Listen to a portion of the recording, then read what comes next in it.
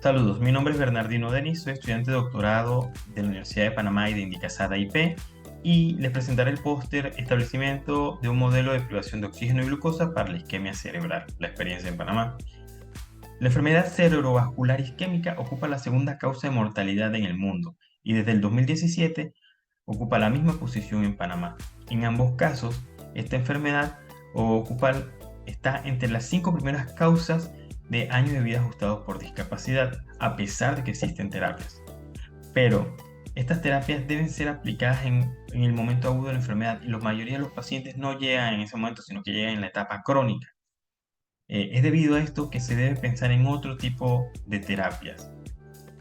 Y es así que nosotros decidimos establecer un modelo de isquemia in vitro en donde pudiéramos probar moléculas de la biodiversidad panameña para ayudar a combatir esta enfermedad. Como métodos, realizamos cultivos celulares primarios, procesamiento de imágenes y un modelo de privación de oxígeno y glucosa. Nuestros cultivos celulares primarios, se llevaron a cabo con todas las normas de bioética. Para ello, utilizamos embriones de 17 días de ratas Sprague Dawley, de los cuales se obtenía el cerebro y se obtenían células de la corteza cerebral. Desarrollamos dos tipos de cultivo, un cultivo neuronal puro y un cultivo neuronal mixto. Cultivo neuronal puro para evaluar el comportamiento de las neuronas en la isquemia y el cultivo neuronal mixto que se asemejaba un poco más a la proporción de células en la corteza cerebral. Cuando estos cultivos completaban los 10 días, se les aplicaba inmunofluorescencia y el procesamiento de imágenes. Se seleccionaban 5 regiones de cada cultivo, se tomaban 2 imágenes por región y estas imágenes eran preprocesadas para hacer ajuste de brillo y contraste. Luego se le hacía el proceso de segmentación para determinar los patrones que estábamos buscando y por último la detección y análisis para obtener la información. Cuando nuestros cultivos estaban bien caracterizados, entonces los sometíamos al modelo de privación de oxígeno y glucosa.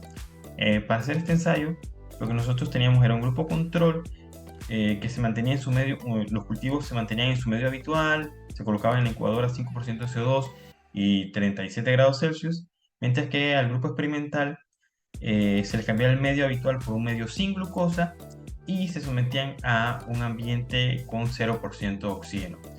Lo que variaba en estos ensayos era el tiempo que esos cultivos eran sometidos a ese ambiente sin oxígeno y sin glucosa, que variaba de 1 hora a 2 días. En nuestros resultados, nosotros podemos observar lo siguiente. Con los cultivos neuronales primarios, podemos ver que nuestros cultivos puros a los 10 días tenían alrededor de 130.000 células, mientras que nuestros cultivos mixtos tenían alrededor de 200.000 células. Pero cuando evaluábamos la proporción de neuronas en cada uno de los cultivos, podemos ver que nuestros cultivos puros tenían alrededor de un 90% de neuronas, mientras que nuestros cultivos mixtos tenían 40%.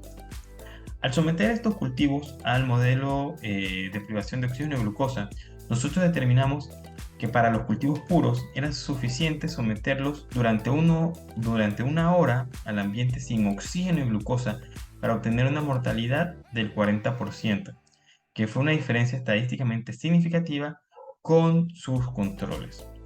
Pero para los cultivos mixtos fue necesario someter los cultivos a 2 horas eh, para obtener una diferencia estadísticamente significativa con sus controles. Entonces, con estos resultados nosotros podemos concluir: 1. Establecimos o desarrollamos dos tipos de cultivo. Un cultivo neuronal primario, puro, que tiene una alta proporción de neuronas, alrededor del 90%, y un cultivo neuronal mixto, que tiene alrededor del 40% de neuronas y que se asemeja mucho en proporción a la corteza cerebral. Y establecimos el primer modelo de isquemia in vitro basado en la privación de oxígeno y glucosa aquí en Panamá. Quiero agradecerles por su atención y cualquier duda o sugerencia, acá está nuestra información de contacto. Muchas gracias.